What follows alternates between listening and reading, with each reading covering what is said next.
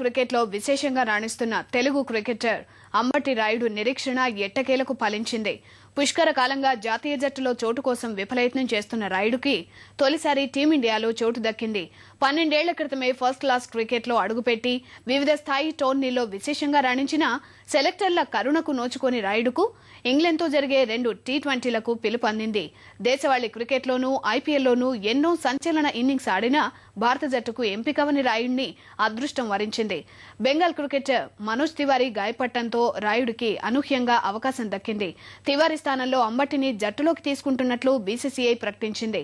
గుంటూరు జిల్లాలో పుట్టి పెరిగిన రాయుడు గతంలో హైదరాబాద్ జట్టుకు ప్రాతినిధ్యం వహించాడు.